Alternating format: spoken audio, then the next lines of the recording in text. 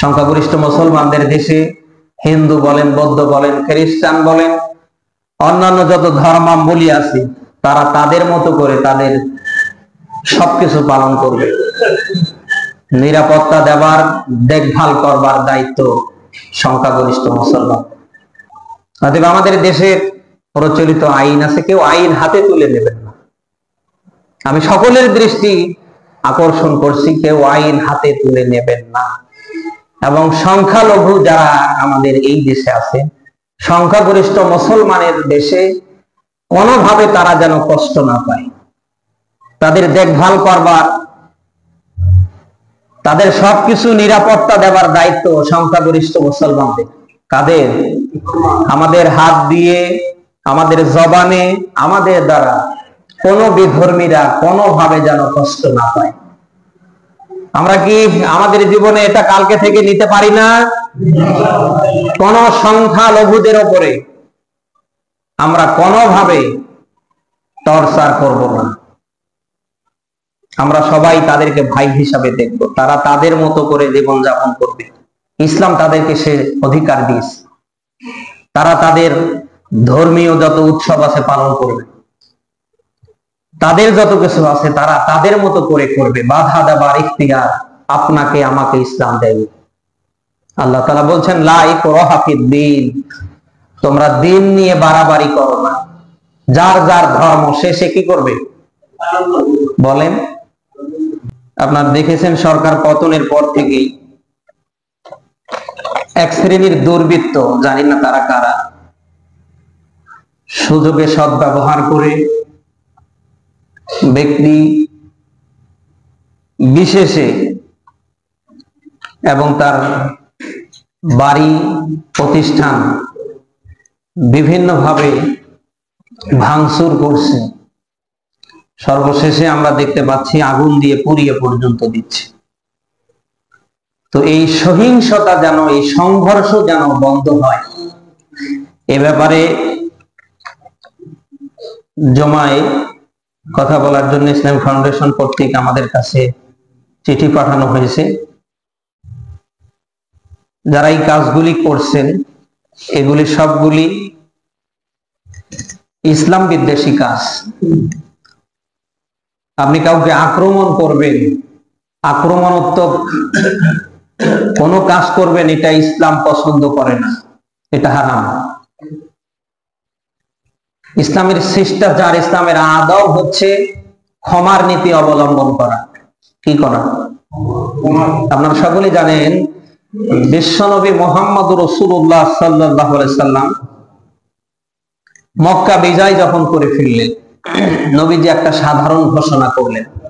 সে ঘোষণাটা ছিল ক্ষমার ঘোষণা। কিসের ঘোষণা? ক্ষমার।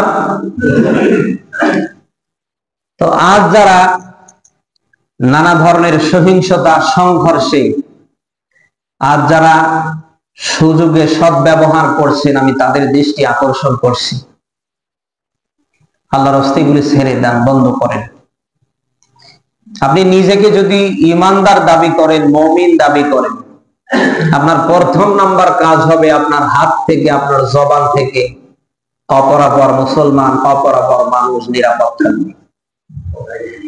আপনি কারোর মাথার উপরে আঘাত করতে পারবেন না, কারো প্রতিষ্ঠান ভেঙ্গে আগুন দিয়ে চালিয়ে দিতে পারবেন না। আপনি কারোর উপরে কোনোভাবে আক্রমণাত্মক কাজ আপনি চালাতে পারবেন না। এটা ইসলাম কখনো জায়েজ করে না, এটা হারাম, এটা হারাম। এই কাজগুলি যারা করছে এগুলোকে ফুটেজ হিসাবে ব্যবহার করে, আপনারা দেখেছেন ভারতীয় কিছু গণমাধ্যম প্রায় 1 থেকে 10টা, প্রায় 10টার মতো এরকম গণমাধ্যম আছে যারা এগুলি বার বার বার বার দেখাচ্ছে যে বাংলাদেশে হাসিনা সরকারের পতন হবার পর থেকেই মৌলবাদীরা, তারা নাম ধরেই বলছে জামাত এবং বিএনপিরা সহিংসতায় লিপ্ত হচ্ছে। সংখ্যাগরিষ্ঠ বিশেষ করে সনাতন ধর্মাবলম্বী যারা, তাদের বাড়ি ঘর তারা লুটতরাজ করছে, তাদের উপর তারা জুলুম অবিচার করছে, সবশেষে তাদের বাড়ি ঘর আগুন দিয়ে পুড়িয়ে দিচ্ছে।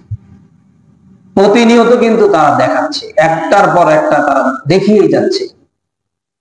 তারা চায় এ দেশটাকে আরো সংঘর্ষের দিকে ঠেলে দিতে।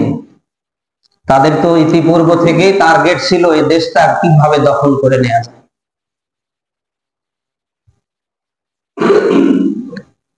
তারা এখনো কিন্তু বসে নেই। এজন্য আল্লাহর হস্তে দুটি হাত জোর করে অনুরোধ করছি, যারা এই কাজগুলি করছেন ছেড়ে দেন। যারা করছে, কারা করছে তাদের তালিকা তৈরি করেন। সে যে দলের ভেতরেই থাক না কেন, ওটা মানুষ না, ওটা মানুষ রূপী জানোয়ার।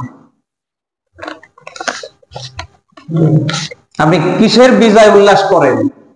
আপনি যদি বিজয় উল্লাস করতে চান, সূরা নাসরে আল্লাহ পাক দিয়েছেন, ফাসাব্বিহ বিহামদি রাব্বিকা ওয়াস্তাগফির ইন্নাহু কানা তাওয়াবা। ফাসাব্বিহ বিহামদি রাব্বিকা, অতঃপর আপনার কাজ হবে রবের প্রশংসা করা। যে আল্লাহ 15টা 16টা বছর ধরে আমরা জালিমের জুলুমে ছিলাম, টর্চার সেলের নাম করে আয়না ঘরের ভেতরে আমরা কি কষ্টে ছিলাম। বাংলার এমন কোন জেলখানা বাদ ছিল না যেখানে হাজার হাজার নিরপরাধ মানুষ না ছিল। আল্লাহ জালিমের জুলুম থেকে তুমি আমাদের বাঁচিয়ে দিয়েছো। এর জন্য তো আমাদের প্রাথমিক পর্যায়ে কাজ ছিল লম্বা করে জমিনে নাক আর কপাল দিয়ে একটা সিজদা করা। আমরা কি তা করতে পেরেছি? আল্লাহ তাআলা নিজেই বলছেন, ইন্নাল ইনসানা লিরাব্বিহি লাকানুদ, নিশ্চয় মানুষ বড় অকৃতজ্ঞ, নিমকহারা। যাদের রক্তের বিনিময়, যাদের ত্যাগ তিতিক্ষার বিনিময় আমরা আজকে স্বাধীন একটি রাষ্ট্র পেলাম, জমিন থেকে তাদের রক্তের দাগ শুকাতে না শুকাতেই আমাদের সংঘর্ষ শুরু হয়ে গেছে। মানে চেয়ারে যাওয়ার জন্য আমাদের কত রকম কার্যক্রম শুরু হয়েছে। আপনি বিজয় উল্লাস করবেন, বিজয় আপনি করবেন। কোরআন বলছে, ফাসাব্বিহ বিহামদি রাব্বিকা ওয়াস্তাগফির ইন্নাহু কানা তাওয়াবা। প্রথম কাজটি হচ্ছে আপনি আপনার রবের প্রশংসা করবেন, আপনি শুকর করবেন যে আল্লাহ আমরা এত বছর ধরে যে কাজটা পারিনি, যাদের মধ্য দিয়ে হয়েছে, আলহামদুলিল্লাহ আলহামদুলিল্লাহ। 2 নম্বরে তো আপনার আমার কাজ ছিল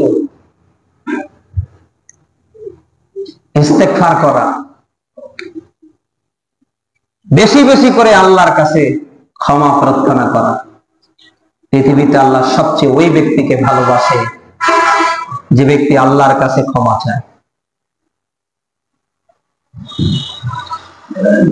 যারা এই কাজগুলি করছেন আল্লাহর হস্তে ছেড়ে দেন, বন্ধ করে। দীর্ঘদিন ধরে যারা মানুষের উপরে জুলুম অত্যাচার টর্চার চালিয়েছে, আপনারা দিবালোকে দেখতে পাচ্ছেন, তাদের বিচার এদেশে অলরেডি শুরু করার আগে শুরু হয়েই গিয়েছে। অতএব আমাদের দেশের প্রচলিত আইন আছে, কেউ আইন হাতে তুলে নেবেন না। আমি সকলের দৃষ্টি আকর্ষণ করছি, কেউ আইন হাতে তুলে নেবেন না। এবং সংখ্যালঘু যারা আমাদের এই দেশে আছে, সংখ্যাগরিষ্ঠ মুসলমানের দেশে কোনোভাবে তারা যেন কষ্ট না পায়। তাদের দেখভাল করবার, তাদের সবকিছু নিরাপত্তা দেওয়ার দায়িত্ব সংখ্যাগরিষ্ঠ মুসলমানদের। কাদের? আমাদের হাত দিয়ে, আমাদের জবানে, আমাদের দ্বারা কোন বিধর্মীরা কোনোভাবে যেন কষ্ট না পায়। আমরা কি আমাদের জীবনে এটা কালকে থেকে নিতে পারি না? কোন সংখ্যালঘুদের উপরে আমরা কোনোভাবে টর্চার করব না। আমরা সবাই তাদেরকে ভাই হিসাবে দেখব, তারা তাদের মতো করে জীবন যাপন করবে। ইসলাম তাদেরকে সে অধিকার দিয়েছে। তারা তাদের ধর্মীয় যত উৎসব আছে পালন করবে, তাদের যত কিছু আছে তারা তাদের মতো করে করবে। বাধা দেবার ইখতিয়ার আপনাকে আমাকে ইসলাম দেয়। আল্লাহ তাআলা বলছেন, লা ইকরাহা ফিদ দ্বীন, তোমরা দিন নিয়ে বাড়াবাড়ি করো না। যার যার ধর্ম সে কি করবে বলেন? সংখ্যাগরিষ্ঠ মুসলমানদের দেশে হিন্দু বলেন, বৌদ্ধ বলেন, খ্রিস্টান বলেন, অন্যান্য যত ধর্মাবলী আছে তারা তাদের মতো করে তাদের সবকিছু পালন করবে। নিরাপত্তা দেবার, দেখভাল করবার দায়িত্ব সংখ্যাগরিষ্ঠ মুসলমান। তো আমরা সকলেই চেষ্টা করব দুর্বৃত্তের হাত থেকে, সংঘর্ষের হাত থেকে আল্লাহ পাক এই দেশটাকে যেন হেফাজত করে।